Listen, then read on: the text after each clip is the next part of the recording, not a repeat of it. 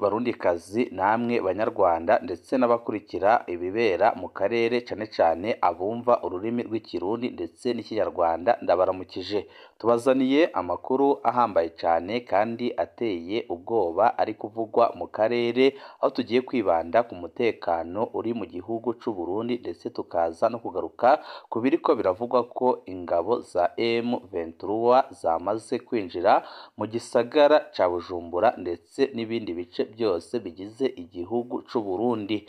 Amakuru adushikira aremeza ko bamudahusha ba M23 baba bamaze gushika mu gisagara ca Bujumbura bambaye civile, nk'uko bizwi neza ko M23 aho igira ngo itere hose yohereza bamudahushwa ndetse n'abakorana n'iperereza ryabo ikabohereza mbere y'indwi zibiri. Ubu tuvugana rero izo ngabo za M23 zikaba zamaze gushika mu gisagara ca Bujumbura ndetse na Gitega n'indi bice byose byegereye igisagara ca Bujumbura. Amakuru dufise akaba yemeza ko n'inzego z'umutekano z'u Burundi zamaze kubitahura, ariko zikaba zidafise ubushobozi ndetse n'imbaraga byo guhagarika M23 kuko M23 irafise ingabo zikomeye cyane kandi irafise ibigwanisho bihambaye cyane, irafise ubuhinga buhambaye cyane, dore ko ingabo z'u Burundi muri no minsi ziriko zirakubitwa umuheno, ndetse amakuru adushikira akavuga ko hari ingabo z'u Burundi zari ziteguriye kurasa mu Rwanda,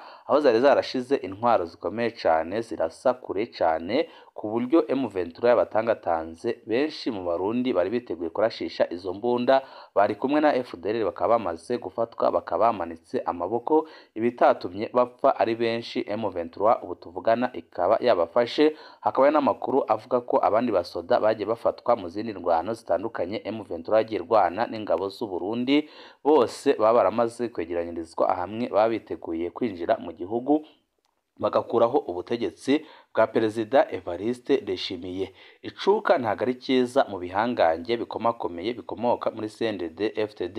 Bamwe barashaka ko Perezida Evariste Ndayishimiye ava ku butegetsi byihuse agahunga igihugu, mu gihe abandi bavuga ko agomba gufatwa agapfungwa. Ku rundi ruhande hakaza abatavuga rumwe bavuga ko aba CNDD FDD bose bagomba gufatwa bagapfungwa kuko bishe igihugu ku rugero rukomeye cyane.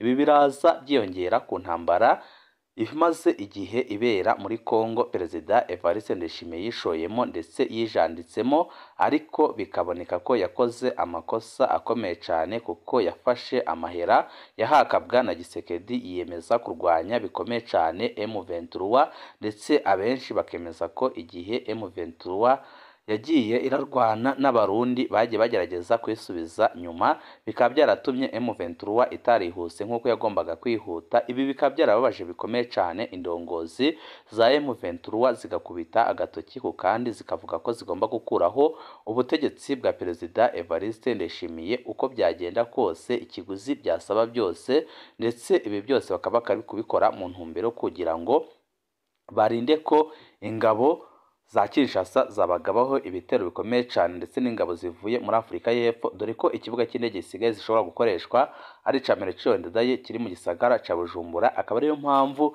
M23 ishaka kwihuta cyane kugira ngo ikureho ubutegetsi bwa Perezida Evariste Ndayishimiye, amaze nimara kubukuraho ikore operasiyo zikomeye cyane zishobora gutuma Uburundi burongorwa n'umuntu ushobora guhuza na M23 utakemera ko ibigwanisho bya SADC cyangwa se bya Kinshasa byagwa ku kibuga ca Melchior Ndadaye. Ibi bikaba byafasha abarwanyi ba M23 gukomeza berekeza Kinshasa bazi ko ntawe uzabaturuka inyuma. Akaba ariyo mpamvu ibiriko biraba uyu munsi bigaragaza ko byanze bikunze M23 yabiteguye neza kandi ko igiye kubigeraho ibanje gukuraho ubutegetsi bwa Perezida Evariste Ndayishimiye. Abatari bake mwabonye itangazo ryasohowe na Perezida Evariste Ndayishimiye urongoye igihugu cy'u Burundi, aho yaricishije kuri X yahoze yitwa Twitter, akaba yagaragaje amajambo akomeye ndetse akereka abarundi ko bakwiye kwitwara, ariko nanone bikaba byeretse abarundi ko afise ubwoba bukomeye cyane, ndetse bikaba byeretse abarundi ko byanze bikunze ubu butegetsi bwa Perezida Evariste Ndayishimiye atagihe busigaje na gitoya, kuko ibyo yatangaje ndetse n'ibyo yavuze byagaragaramo ko afise ubwoba bukomeye cyane kandi byagaragara ko azi neza ko M23 adashobora kuyicika, ariko nanone akaba yerekanye ko u Rwanda rudashobora gutera u Burundi nk'uko n'abasesenguzi batandukanye bamaze iminsi babyerekana, dore ko amakuru ava mu nzego z'umutekano yaba iz'u Rwanda yaba iz'u Burundi yemeza ko u Rwanda rudafise gahunda yo gutera u Burundi, kandi akaba ari amakuru yemeza ko igihe u Rwanda rwafata gahunda yo gutera u Burundi byanze bikunze bitabafata igihe kinini batageze Bujumbura, mbese benshi bakemeza ko byabafata igihe gito cyane. Ibi byose bikaba bishimangirwa n'abatari bakeya, yaba abari mu gisirikare cy'u Burundi yaba abari mu gisirikare cy'u Rwanda, kuko u Rwanda ntago runganya ibikoresho n'igisirikare cy'u Burundi, ndetse ntibanganya n'abasoda, kuko abasoda b'u Burundi batari bakeya bamaze kwicirwa muri Kongo. Ibi bikaba byaragize ingaruka zikomeye cyane ku gisirikare cy'u Burundi, abatarishwe bakaba barataye bakomoka, bamwe bo bakaba babarizwa muri Red Tabara, abandi bakaba babarizwa mu mitwe itandukanye irwanya ubutegetsi bwa Gitega. Ibi bikaba byaragize ingaruka zikomeye cyane ku gihugu cy'u Burundi, ndetse bikaba byaragize ingaruka zikomeye cyane ku Barundi muri rusange, kuko abatari bakeya barabona neza ko iyi ntambara Ndayishimiye yazanyemwo Abarundi itakindi igamije uretse gukwegera Abarundi ndetse no kugeza igihugu ahatemba. Amakuru dufise yemeza ko ingabo z'u Burundi FDLR ndetse n'ingabo za Kongo zari ziteguye bikomeye cyane kurasa ku Rwanda, ariko bikaba byaburijwemo aho M23 yari yamaze gukora ibishoboka byose kugira ngo itangatange aho bashakaga kurasira, byatumye intwaro nyinshi za FARDC ndetse n'ingabo z'u Burundi zifatirwa icyarimwe. Ibi bikaba byanatumye ingabo z'u Burundi zitari nke zifatwa. Ingabo z'Abarundi ziri kumwe na FDLR zatangiye kumanika amaboko ku bwinshi.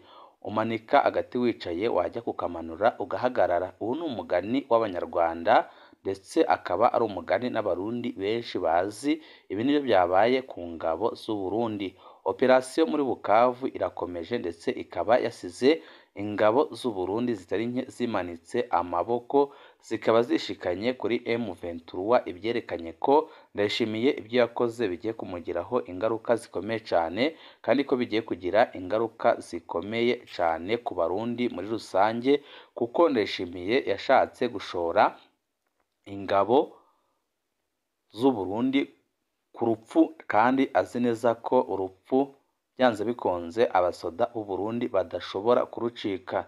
Misile zagombaga kuraswa mu Rwanda, imbunda zagombaga gukoreshwa, ndetse n'Abarundi bagombaga kubikoresha bakozweho Red Operation na Special Force ya M23. Ibi bikaba byatumye ingabo z'u Burundi zitari nkeya zihatakariza ubuzima, abandi bakamanika amaboko bagafatwa na M23. Ikimenyetso cyerekana ko u Burundi buri mu kaga gakomeye cyane, kuko bwarababaje cyane, ndetse abarongoye M23 bakaba bahaye igihe gito cyane ingabo z'u Burundi ngo ziba zavuye ku butaka bwazo. Bitakorwa gutyo M23 ikinjira ku butaka bw'u Burundi. Ejo Bukavu yose yari yambitswe na M23 bazi aho intwaro rutura za FARDC n'Abarundi ziri. Byabaye ngombwa ko izo mbunda zikorwaho operasiyo zirafatwa, abari bazifite barafatwa, birangira ibyo kurasa mu Rwanda ndetse nambushi kuri M23 biburijwemo. Nyuma hari imbunda nto y'Abanyekongo yarashe misile mu Rwanda, gusa za zindi mwabonye Rubavu zihita zizishwanyaguriza mu kirere. Ibi biriko biraba birerekana ko intambara igiye kwerekeza mu gisagara cya Bujumbura, kandi birerekana neza ko Ndayishimiye ubwiwe ariwe uronderwa kurusha abandi bose, kuko ariwe washoye Abarundi mu manga ikomeye cyane, kandi akaba ariwe ugejeje igihugu ahatemba. Ibi akaba ari byo bamwe n'abandi bari guheraho bemeza ko Ndayishimiye akwiye kuva ku butegetsi, kuko ntaco ariko arafasha abene gihugu, kandi ntaco ariko aramarira Abarundi muri rusange. Mu bindi biteye inkeke kandi bibabaje biriko biraba mu gihugu cy'u Burundi, ndetse benshi mu Barundi, Abakongomani, Abanyarwanda bariko baramaganira kure n'ifatwa ry'Abanyamurenge ndetse n'Abanyarwanda hakiyongeraho n'abagande batari bakeya bamaze gufatirwa mu Burundi, abo bose bagirizwa ko bariko barakorana na M23 ndetse amakuru adushikira atariko ivumbi akaba yemeza ko n'amategeko yamaze gutangwa ko umwanya wari wose bashobora no kwicwa ku itegeko rivuye ibukuru, ndetse abareba ibiriko birabera mu karere bakemeza ko Evariste Ndayishimiye kubera ukuntu afise politike mbi, politike y'amacakubiri ashobora kwisanga yataye igihugu mu manga n'akarere muri rusange, kuko bamwe n'abandi baramugabisha ko igihe yakora ikosa agahirahira akica abo yafashe, nk'uko biriko biravugwa mu nzego zitandukanye z'iperereza ndetse n'umutekano mu gihugu c'u Burundi, bishobora kumugiraho ingaruka zikomeye cyane kandi ko adashobora kubicika. Akaba ariyo mpamvu bamwe n'abandi bavuga ko Ndayishimiye icyo agambiriye atacindi uretse gusenya Uburundi ndetse no gusenya akarere, uretse ko byo byamaze kumuta kuw'amazi. Amakuru adushikira aturuka mu nzego z'umutekano aremeza ko Perezida Evariste Ndayishimiye yamaze gutumiza inama y'umutekano, akaba yatumije abajenerali bahambaye cyane barwanye muri CNDD-FDD ndetse n'abakora mu gipolisi batari bakeya hamwe n'abakozi b'iperereza, bakaba bariko bariga ingene bahagarika ibitero bya M23, ariko benshi bakemeza ko nabo bwose bitabye iyo nama ya Perezida Evariste Ndayishimiye harimwo n'abakozi ba M23 bashaka gutembya ubutegetsi bwa Gitega kandi bifuza ko ubutegetsi bwavaho vuba na bwango. Ibi byose akaba ari ibintu byerekana ko byanze bikunze Uburundi bwabugiye kwinjira mu ntambara, ariko abarundi isinzi bakaba barahiye bakarengwa bakavuga ko badashobora gufasha Ndayishimiye kuri iyo ntambara, ndetse bakaba bemeza ko byanze bikunze igihe intambara yaba Ndayishimiye agomba kwirwana wenyine, kuko ntago bamutumye kandi amadolari yagiye araca muri Kongo nta numwe bayasangiye. Akaba ariyo mpamvu abarundi bamwe n'abandi twagerageje kuvugana, yaba abari mu gihugu yaba abari hanze y'igihugu, bose baremeza ko batakemera gupfa kubera bapfira Perezida Evariste Ndayishimiye, kuko ntaco yigeze abamarira ndetse ntaco ariko arabamarira muri no minsi. Akaba ariyo mpamvu abarundi isinzi bavuga ko bagomba kumureka akirwariza, kuko n'ubundi ntaco ariko arafasha abene gihugu, ndetse yamaze guta igihugu mu manga.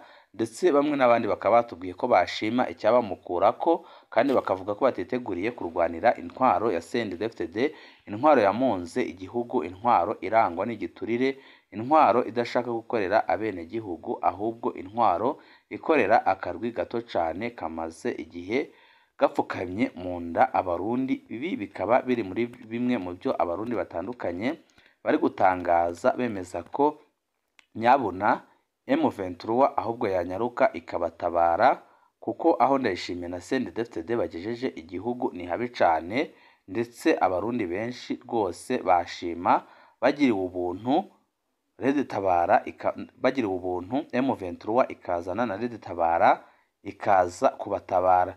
Ibi ni bimwe mu bitekerezo twahawe n'abarundi bemeza ko Ndayishimiye rwose batakimukeneye kandi ko bagiriwe ubuntu babona ikibamukurako.